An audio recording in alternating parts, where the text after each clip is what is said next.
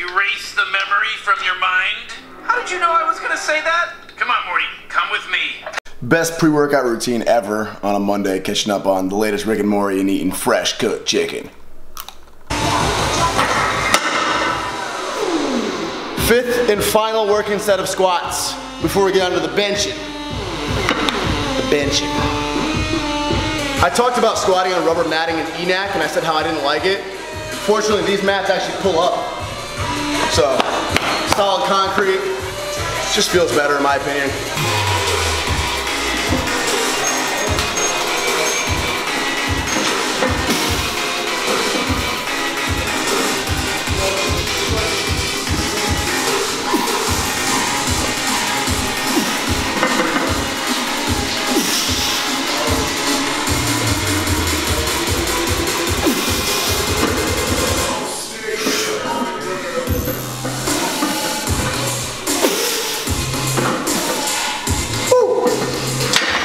Feels heavy today.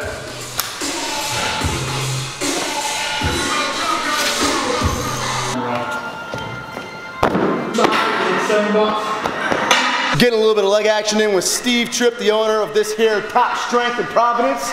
It's important to stretch. He's 6'6". Look at the rack height different. My rack height goes up to like his belly button. Can I just say that we both have phenomenal taste in knee sleeves? Yeah, oh man. Lord. Oh Lord. First double leg. Or we second double.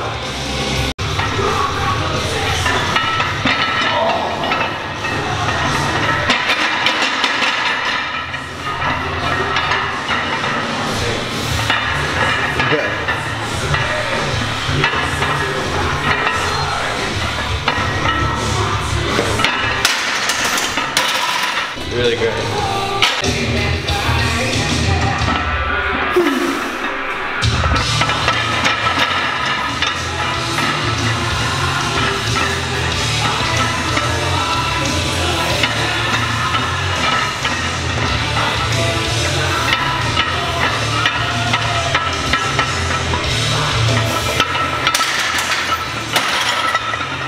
For my elbow, I got this for 2, I think. And you snapped your elbow in half, right? For those that are not aware, you got a scar. Woo! So I checked the book, and I got this for 2 back in April before I got hurt. So let's see if we can get it for 3.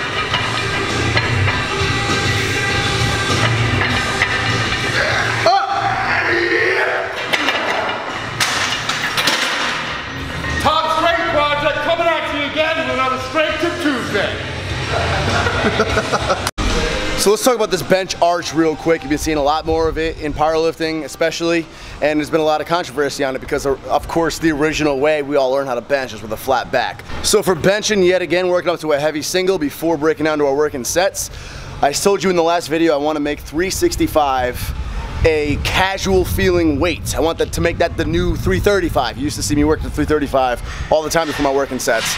So I want to make 365 casual. Last week I smoked it really fast, but I got hyped up for it. I took a smelling salt and everything.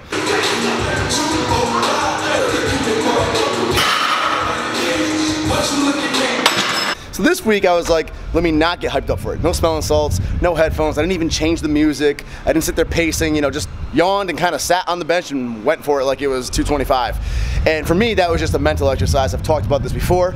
If I want to mentally prepare myself to hit 4 plates at the end of this peak, I need to not be mentally hyped up or psyched out about 365 anymore. You know what I mean? What's that?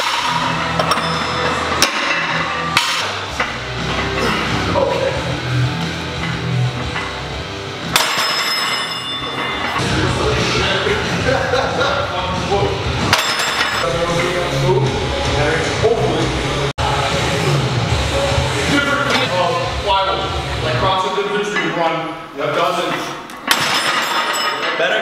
Yeah. Breaking down to 315 for our working sets, 6 sets of 4.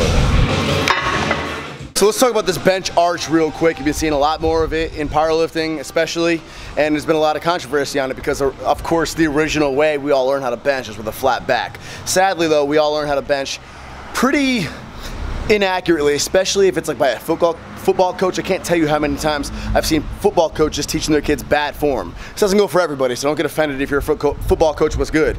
I can't speak. Let's break it down. A lot of people talk about the arch being an ego thing. You lessen your range of motion so you can bench more. You're cheating basically. It's all ego. But actually I look at it as quite the opposite. If you do a flat backed bench, that's actually ego, because you're putting yourself in harm's way just to look cooler by doing more range of motion that's not necessary or benefiting at all. Here's how I look at it really quick. When you arch, first and foremost, you're allowing your shoulders to be in the most retracted position they could possibly be in. Your scapula is all the way retracted, and it's tighter than you could ever get it by keeping a flat back, because your spine has a neutral bend in it as it is. So arching keeps your shoulders in their optimal, safe position. On top of that, you're rising your chest up higher above your shoulders. The bar is not going to come down as low, which is going to put less strain and pressure on the rotator cuff and the shoulders at the bottom of the rep anyway than if you had a flatter back, when they're more prone to, well, first extra range of motion in the joint and then also popping out of retraction. 2, by arching, you're putting yourself into more of a decline bench position. And it's been shown that the decline position activates the most fibers in the pectoral muscle, more so than just a flat bench. I mean, that's been known forever. Even the guys who typically brag about benching with a flat back are the first ones to tell you that the flat bench is like the most useless out of incline and decline. So the decline is more optimal for activating the chest and keeping your shoulders safe. Last but not least, being in the decline position, shortening your range of motion, allows you to push the most amount of weight you're going to be able to handle, which will in turn bring you the most amount of muscular overload. And we all know that muscular overload equals muscular growth. It also equals strength gains. So the arched position is literally the safest for your shoulders, the most optimal for strength gains, and activation of the pectoral fibers for muscle gains. Now, the only argument that you have left is that the shorter range of motion stops you from getting that full stretch at the bottom of the pec. Quite honestly though, I feel like trying to strive for that full range of motion down at the very bottom with a barbell where your hands are in a fixed position and can't move freely is really dangerous. I think if you are worried about getting a good stretch and contraction in the pec, you should be focused on using dumbbells, which they have their own free pathway of motion, which is a lot safer than trying to do it with a barbell. So in short, if you're worried about a big stretch and contraction, go to dumbbells. Worrying about a stretch and contraction with a barbell where you're limited anyway, as soon as it touches your chest, it's done, and you're in a fixed hand position, is a lot more dangerous. As far as spine safety goes, I forgot about that part. People always say you're gonna blow out your back doing the arch. It's not true. Your spine is meant to bend that way, it can bend that way, and there's no load going onto your spine like there is in a squat or a deadlift. So if you are arching, but your butt and your shoulders remain planted and there's no movement or load being put on your spine, it's as safe as a cheerleader doing a back bridge. If you could break your back in that position, gymnastics would have all been in wheelchairs a long time ago, the first time they did their back bridge stretch. I will clarify, ass and shoulders must always remain on the bench. Ass and shoulders must always remain on the bench. If your ass lifts up, then it is cheating. Just got home and thought of one final fact. Last thing I get hit with a lot, or I'll see a lot, is people making examples of flat benchers. Larry Wheels is a popular one. People will often reference him. Well, what about Larry Wheels? He benches with a flat back. He doesn't need any arching. He benches 620. If you look at Larry Wheels' form, he actually has a pretty decent arch.